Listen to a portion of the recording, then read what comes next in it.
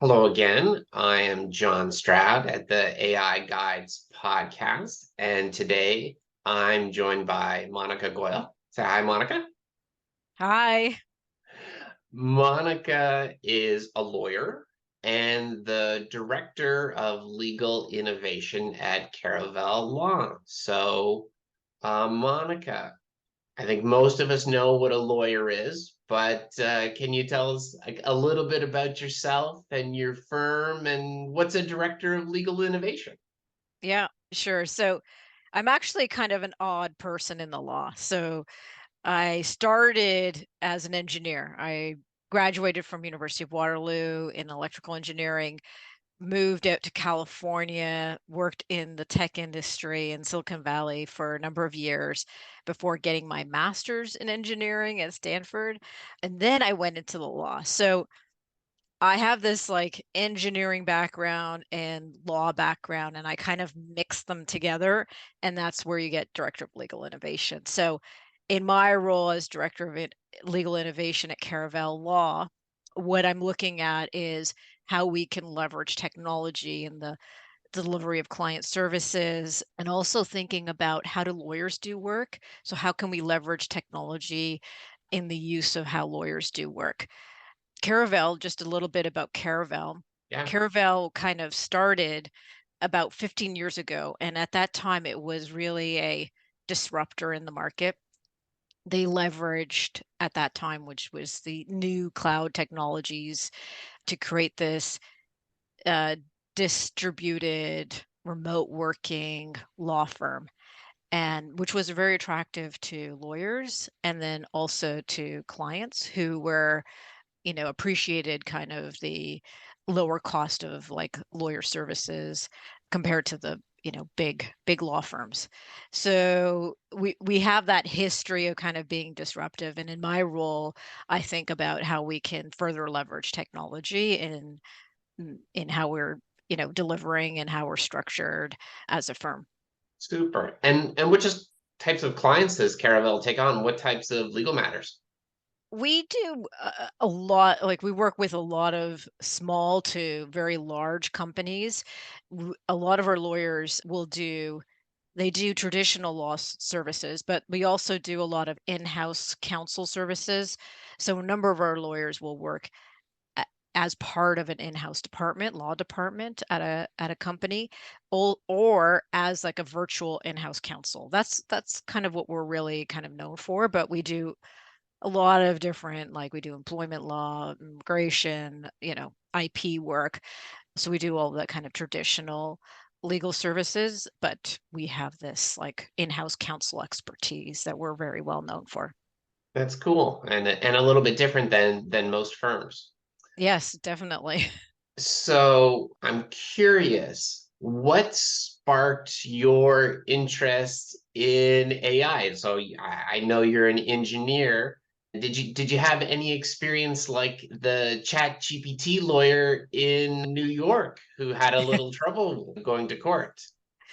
Yeah. So my interest in tech or in AI, I think started when I was really young with Star Trek and Okay. science fiction books.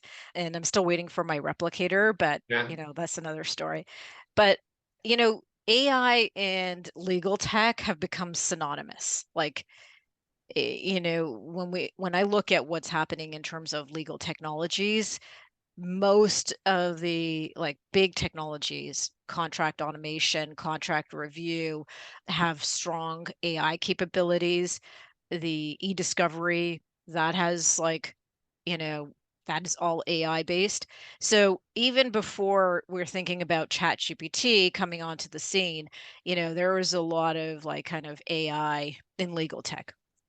But what But happened was last year we got introduced to Harvey. So towards the end of last year, November, we heard about Harvey through somebody in our network who was a early investor and kind of advisor to this company. okay. And they recommended to us, hey, take a look at this or join their beta pilot, which we did. And this was before ChatGPT. So we were looking at the potential of ChatGPT before, a whole world had kind Right. of been introduced to it. And it's amazing. It's like it was like at that time we were like, wow, this is amazing. And I could immediately see it was like a light bulb moment where I was like, I could see how this generative AI could be used and could impact legal services. For people who haven't seen Harvey, can you describe it a little bit? Yeah, so Harvey, very similar to ChatGPT. So if you've used Chat, then you probably got a good sense of what Harvey is. So it has that kind of prompt-based user interface, but it also has some other like kind of features. So one of the cool things that they had before even ChatGPT was talking about introducing it to their software was this document upload feature. So you could like upload a contract, for example, and you could have a conversation with a contract. So it's has that very kind of similar feel to ChatGPT, very simple UI. The one distinguishing feature is that this is legal specific. So it's being and it has been optimized for the legal space. So the results that I'm going to get in Harvey is going to be different than the results I would get in ChatGPT. Right. And so as you've been using it for about 8 months then, is that right? Yes. Yeah, I think it's about 8 months. I can't believe how time flies. So what are people at the firm actually using it for? What problems is it solving for your lawyers? So there's a couple of use cases, and it's one of the things that I find very interesting about Harvey, or I think even like with ChatGPT, is that because the UI is so simple, is that it allows for people to experiment. So some of the ways that I thought the lawyers would use it, like for example, legal research or to ask a question and get an answer, like a legal question and get an answer to that. I've seen them use that for that purpose. But some of the other cases, like use cases that I've seen, which I thought was a little bit different than I expected, was we have one lawyer. I mean, we have several lawyers who prefer or who basically they want their contracts to be more plain language. So if you've Sure. ever read a contract, right? For fun. Yeah, for fun, like look at your terms of service, you'll see words like here and therefore, or here and after, and it's not the way we normally talk, right? And so one of our lawyers uses the Harvey to basically translate the legalese into plain language. So that's kind of a cool one. I think I've seen a lawyer use it for translation. So Harvey does a good job in translating, and it can translate from English to French, Spanish, Chinese, like, and it's not when you do legal translation, there's two aspects of it. One is translating it into the language, but the second is confirming that it has the same legal effect. Okay. So you still need a lawyer. Like in what we find is that you still need a lawyer to kind of review, look at the output and verify, but it's like giving you that first draft. That I call it the blank page syndrome. You don't know what Uh-huh. to write. It gives you that first draft of a So letter. when Yeah. you're thinking about that and the types of roles that make up a law firm, who's the type of person that would be carrying out it? Is something that the senior lawyer would be doing or asking a junior lawyer to work on or somebody else? That's a great question. Traditionally, like in a traditional law firm, what you have is you might have a number of people who are associate lawyers, junior lawyers, we call them. They might have like a number of administrative people, like paralegals. And so typically, what a lawyer will do is they'll have somebody who's junior kind of prepare a first draft, or they might have a paralegal prepare a first draft, and then they will review. Our lawyers, because of the way we're set up, most of our lawyers are like 10 plus years of experience. They don't have a lot of admin support.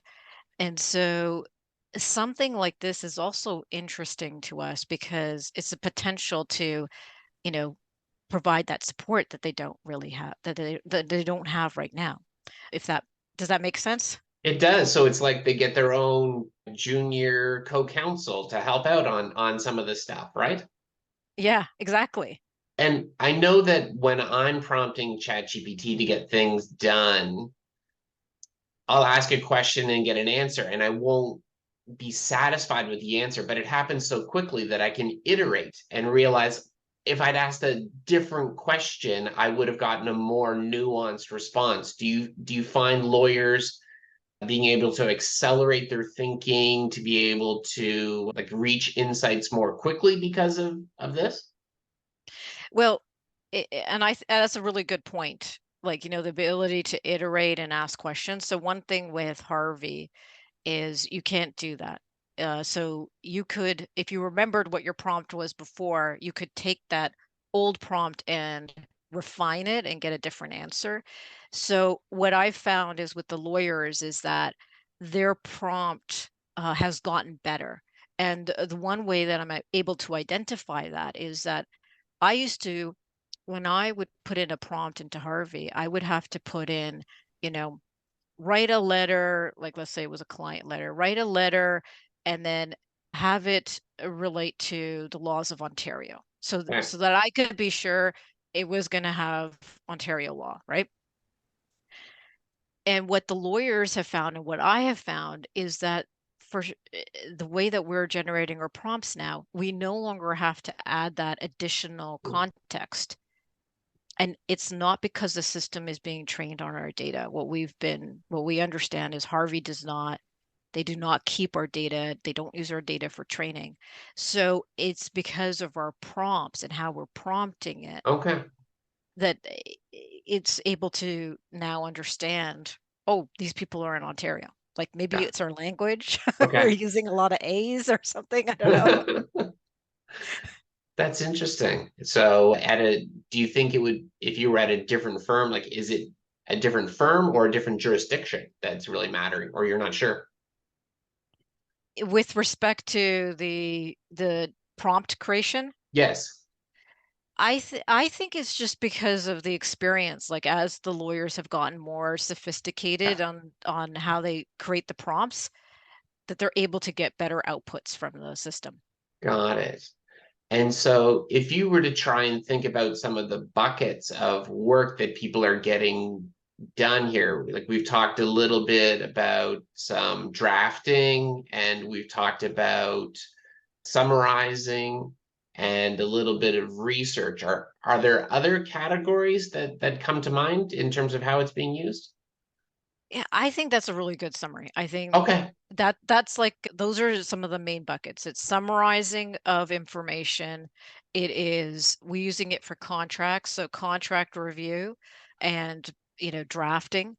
So looking at a contract, understanding what are potential like issues that we should be flagging for a client and drafting, kind of that first draft to a letter to a client. Legal research. One thing that's interesting that I've seen some companies offer, this is new, is creating private like AI where you could search your Right. internal information. Yeah. So, and that's not OpenAI specific, but that's, leveraging the large language models to Sure.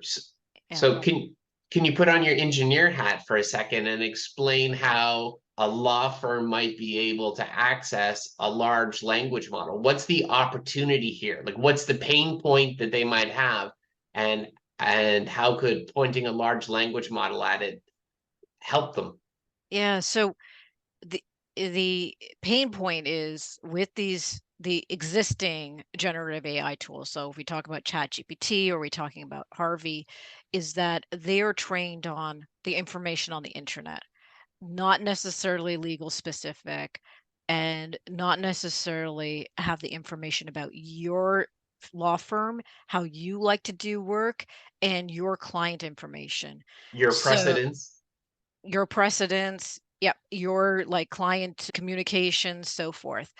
So what the opportunity is to create a private version of this, like, AI, generative AI or large language model. There's a number of them now, and train that on your information, on your data. And then when you are generating outputs, you're generating outputs based on the information in your firm. So there's a lot of information that, you know, data information that law firms are sitting on that they're not leveraging and reusing. That's the potential.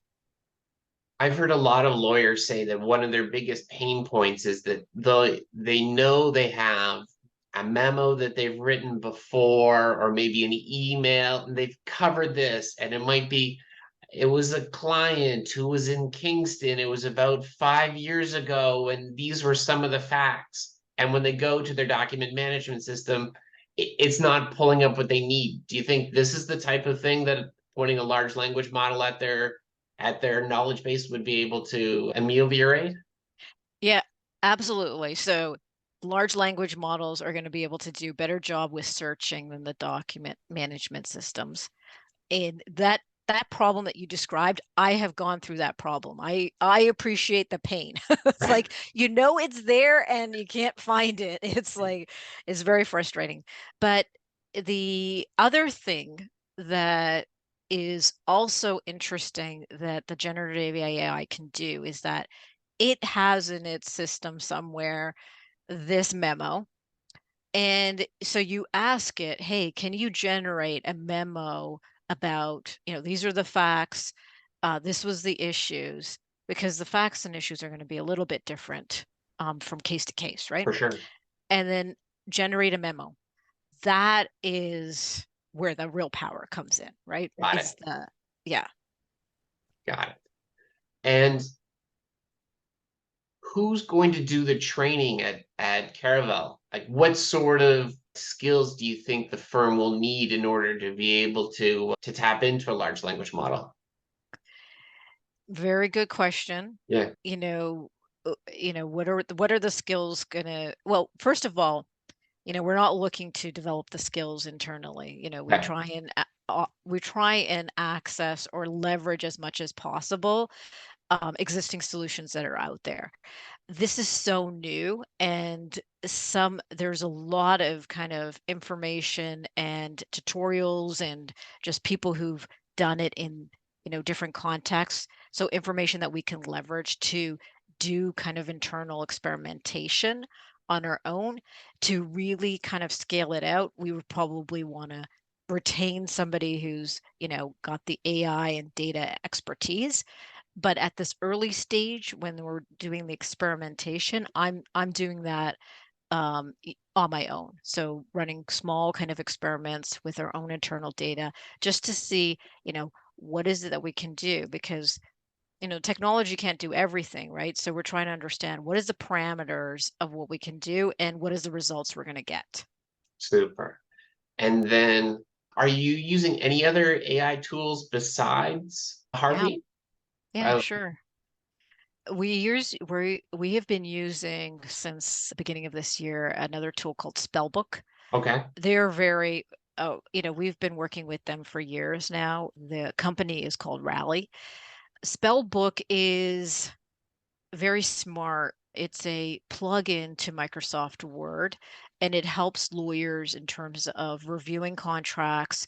And as they review the contract, it will provide them with, like, easy ways to summarize the information in the contract that they can then send to their client, or draft clauses. So it's like, I want to change this clause, this confidentiality clause.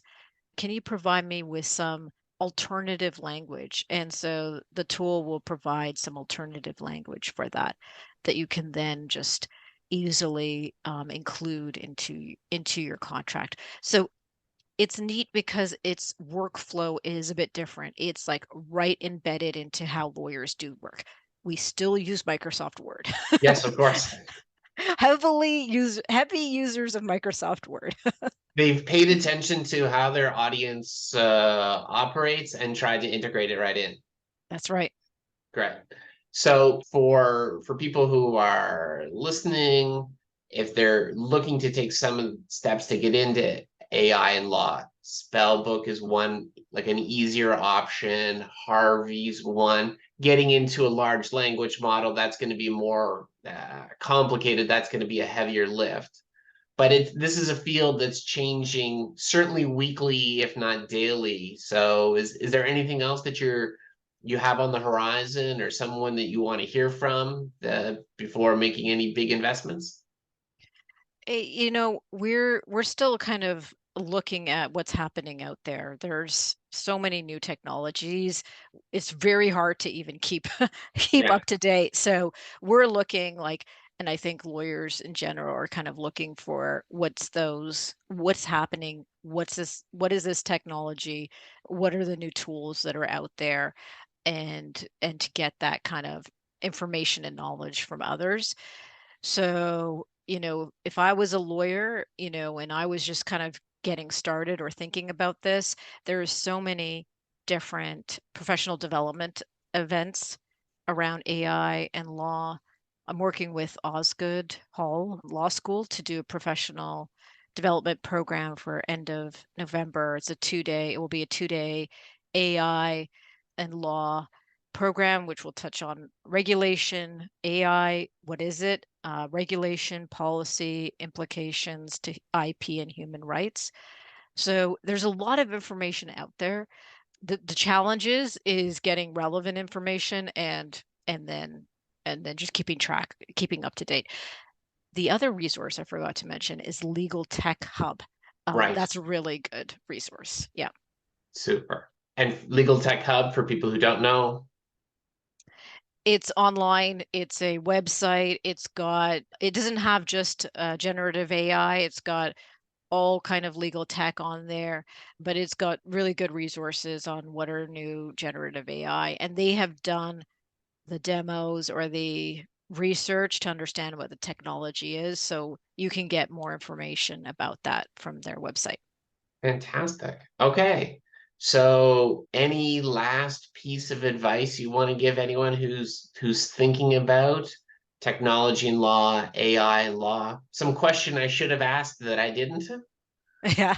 In my opinion, we're on the cusp of something very exciting in the law. We have a lot of purpose-built AI already that I talked about before. Yep. We have this generative AI models, lots of investment like going into generative AI. And so when we think about what lawyers do, you know, a, a part of what we do is synthesize information and generate documents. And this, the AI has a real potential to disrupt the legal sector. So, generally, I think everybody should be thinking about AI, how it impacts, how they could be using it in their companies. But lawyers, definitely should be thinking about educating themselves on AI and thinking about how they could be leveraging it in their firms. That's fantastic. So for people who want to connect with you, maybe hear about your course at Osgood, get some legal advice, or what's the best way to contact you or to connect with the firm? Yeah, so you can connect with me at my email address is mgoyle@caravellaw.com. I'm on LinkedIn, so you can connect with me there. I regularly post there as well or share content. And I'm on Twitter as well, and my handle there is Monica N. Goyal. Fantastic.